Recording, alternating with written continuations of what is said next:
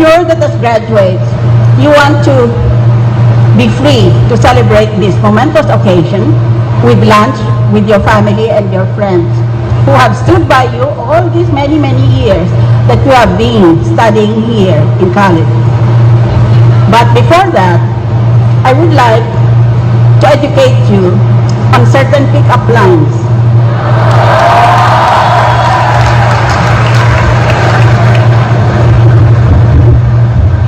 May band-aid ka ba? Nagasgas kasi ang tuhod ko when I fell for you. Kung math question ako, sa 1 plus 1 lang na lang para masagot mo ako kaagad. Kakagaling ko lang sa clinic kanina.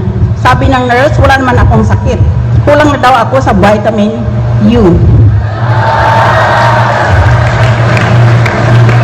Balita ko magaling ka raw sa algebra. Can you replace my X without asking why? Every graduate wants to know what is the secret key to open the door to a life of success, which we equate with material comforts, fame, and influence. But there is no such secret. I wish I could tell you that I had one, but I did not. Kapuyat ako gabi-gabi hanggang sa nasunog ng kilay ko. Nothing matters more to the future of this nation than to ensure that our young women and men learn to believe in themselves and to believe in their dreams.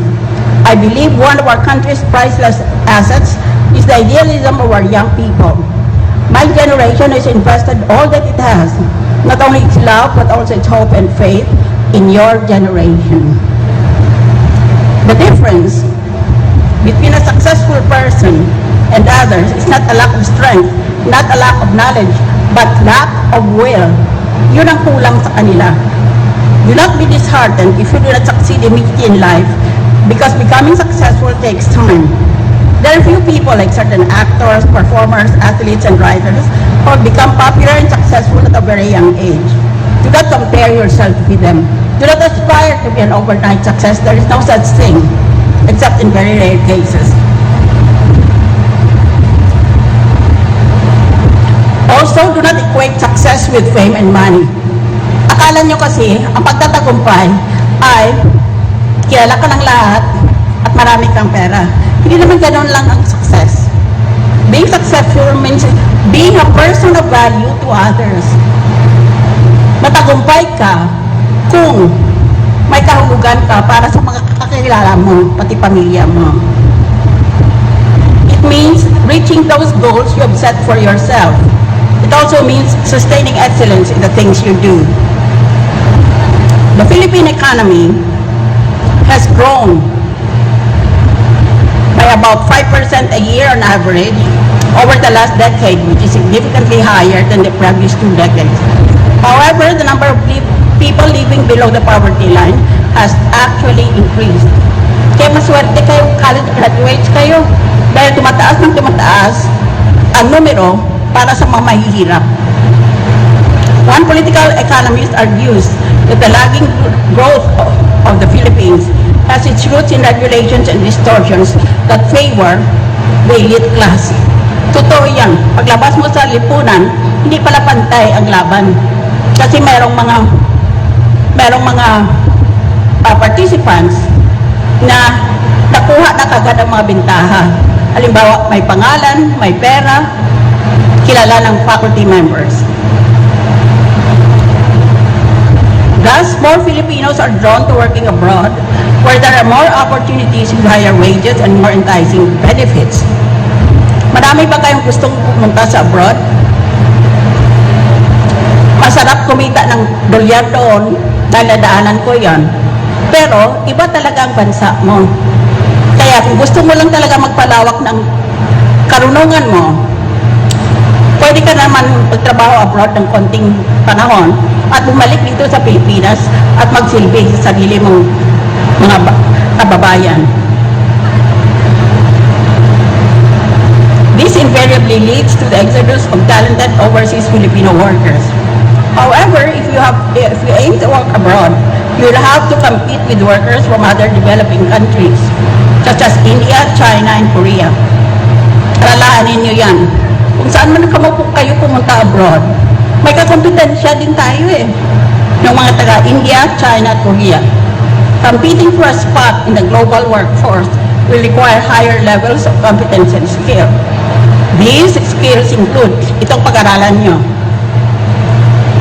constantly adapting to technology. Pag-abreast ka sa technological change because the law of life is to change. Embracing diversity, maging open-minded ka, practicing integrity. This is a sore spot. Practicing integrity. Marami sa mga magnanakaw ngayon, mga honor graduates yan eh, o kaya sa top 10% ng klase nila. Pero nang pag-graduate nila, ginamit nilang dunong nila para sa pagnakaw ng limpak-limpak na pera. Dahil akala nila matagumpay sila pag ganyan.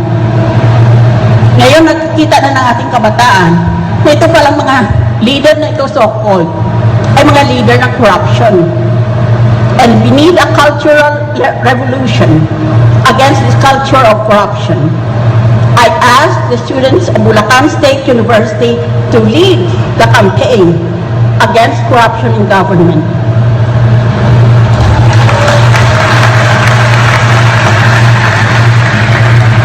Also, you have to train yourself to demonstrate personal discipline. Kailangan disipinahin mong sarili mo. Dahil it's always faster to get things the easy way, but it's also faster to lose them. Yung pinaghirapan mo, hindi talaga mawawala sa iyo yon. And then, finally, you have to be creative and innovative. Yun ang ngayon ang kailangan ng ating mga bagong graduates. Kailangan meron kang bagong ideya. Kung luma na yung sistema ang sinusunod nyo at hindi mabilis ang paglakad ng mga papeles, mag-invento ka ng sistema mo. Huwag mong tanggapin lang yung nandyan na. If you want to make a difference at work or in your community, you will need to become a leader in your own field of work. You do not need to have a title or to be a boss to become a leader. The director of a Pioneer Leadership Program said, while we do not have to be in charge of groups, businesses, or governments, we each have an obligation to make a difference, to contribute actively to a community, and to work in the public sphere to create great capacity, continuance, and confidence and continuity. Finally, I will deal with social media. As future leaders of our nation, you have a duty to challenge the status quo. Palagi mong challenge yung natatan mo. Hindi natanggap ka lang ng tanggap. Para umasenso tayo. Challenge the status quo and create a better country for our people. Use your right to vote to change our country.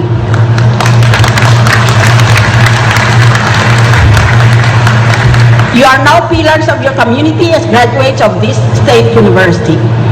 You have immense influence over your family, your friends and neighbors, and tell them to make an intelligent choice. 6 na taong tayo magiging under sa bagong presidente. Kaya kailangan piliin natin yung matatag, yung may prinsipyo na kagad. Ngayon, kung mayroong mga presidential debates, ang marinig mo lang ay, bibigay ako ng tulay dyan, bibigay ako ng mga kalsada, bibigay libre ang state education. Pero sana, ang malaking pagtatanong ay saan tayo kukuha ng pera? Hindi naman nila tinutukoy yun. So, the presidential debate should focus on where shall we get the money to start up these little graduates and other individual initiatives. As members of the electorate, be critical, vocal, and participative in the political process. We are not a nation of helpless people. Akala mo ba wala na tayong magagawa talaga? We are a democratic country, and it is our duty to keep our government in check.